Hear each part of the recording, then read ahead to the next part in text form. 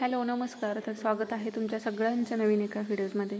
तर आज आपण अगदी वेगळा पदार्थ म्हणजे आता आपण उकडीची मोदक बघतोच, तर उकडीची करंजी आपण बनवणार आहे. तर आता गणपतीमध्ये जे तांदळाचं पीठ बनवून आणलेलं होतं उकडीचे मोदक करण्यासाठी, ते अजून थोडं शिल्लक होतं आणि नारळ पण शिल्लक होते. तर म्हटलं चला आज आपण हे उकडीची करंजी बनवूया. तर इथं ज्या पद्धतीने आपण मोदकाचं सारण बनवतो तसंच बनवून घ्यायचं आहे.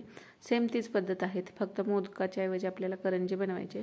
तर थोडंसं तूप टाकून खिसलेला नारळ त्यामध्ये परतून घेतल्यानंतर गूळ टाकला, म्हणजे 2 वाट्या नारळ असेल तर 1 ते 1.5 वाटी गूळ घेऊ शकता. तर तुमच्या गोडीनुसार कमी जास्त करू शकता. आणि थोडीशी चमच्याभर खसखस यामध्ये आपल्याला टाकायची आहे, त्याने पण टेस्ट छान येते. तर गूळ असा वितळल्यानंतर यामध्ये 1 चमच्याभर एवढी खसखस टाकलेली आहे. तर हे चांगलं मिक्स करून घ्यायचं आणि थोडंसं पाणी सुकेपर्यंत आपल्याला हे शिजवून घ्यायचं आहे. आणि नंतर बघा पाणी पण बऱ्यापैकी कमी झालेलं आहे. आता यामध्ये टाकायचे आहे वेलची पावडर. तर हे आपलं करंजीसाठीचं सारण तयार झालेलं आहे. तर मोदकामध्ये बऱ्याच वेळा काय होतं की पीठ जास्त राहतं, मग ते मुलांचं म्हणणं असं होतं की आम्हाला सारण जास्त हवं आहे, पीठ जास्त नको. तर म्हटलं आपण चला करंजी बनवूया. तर इथं त्यासाठी उकड काढायची होती पिठाची, तर उकडीचीच करंजी मी बनवणार आहे. तर यासाठी इथं 1 वाटी पाणी घेतलं, 1 वाटी दूध घेतलेलं आहे आणि यामध्ये थोडंसं चमच्याभर एवढं तूप टाकायचं आणि हे जे आपण तयार केलेलं मिश्रण आहे याला उकळण्यासाठी ठेवून द्यायचं आहे. थोडीशी साखर पण टाका, पाव चमचा एवढी, म्हणजे आपली जी पारी आपण बनवतो ती छान होते. तर इथं आता 1 वाटीला मी पीठ, म्हणजे ज्या वाटीनं पाणी घेतलं त्या वाटीनं पीठ घेण्याऐवजी दुसऱ्या वाटीने घेतलेलं होतं. तर थोडीशी लहान वाटी होती, त्यामुळे यातलं आता तयार केलेलं पाणी आहे ते थोडंसं शिल्लक राहील.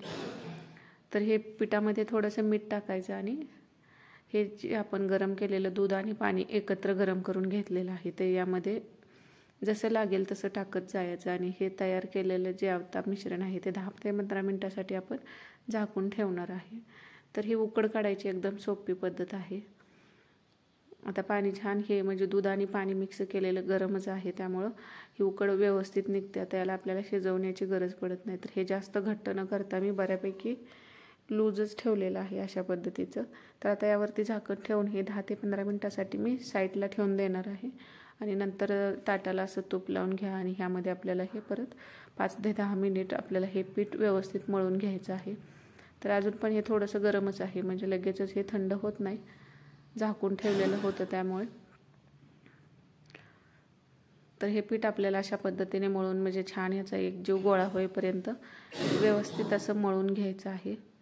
तर हे जे आपण जे उकडीची करंजी बनवणार आहे त्याच्यासाठीचं पीठ तयार झालेलं आहे.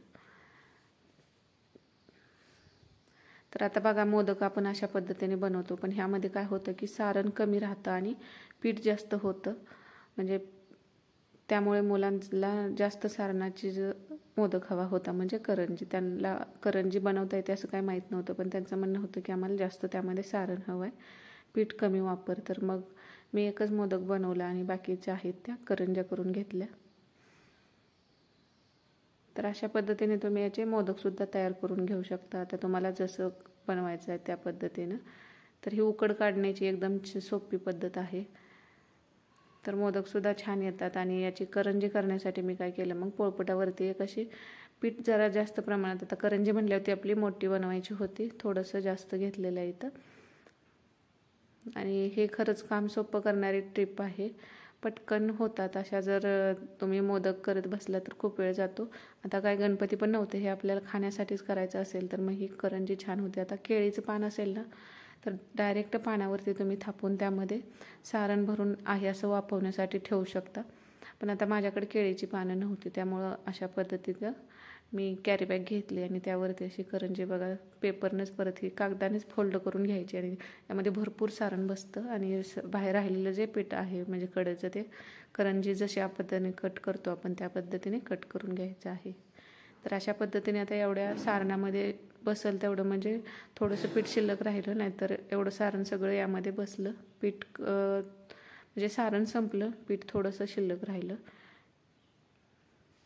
तर अशा पद्धतीने तुम्ही पण उकडीची करंजी करून बघा. आता मोदक तर उकडीची चवीला छान लागतात. आता तेच आहे हे, फक्त मोदकाच्या ऐवजी करंजी आपण बनवलेली आहे.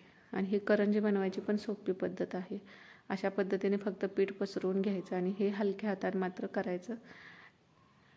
तर भरपूर सारण बसून ह्या करंज्या तयार होतात. तर ह्या सगळ्या करंज्या मी अशा पद्धतीने करून झालेल्या आहेत बघा. माझ्या सारण संपलेलं आहे आणि तेवढं थोडंसं पीठ इथं आता राहिलेलं आहे.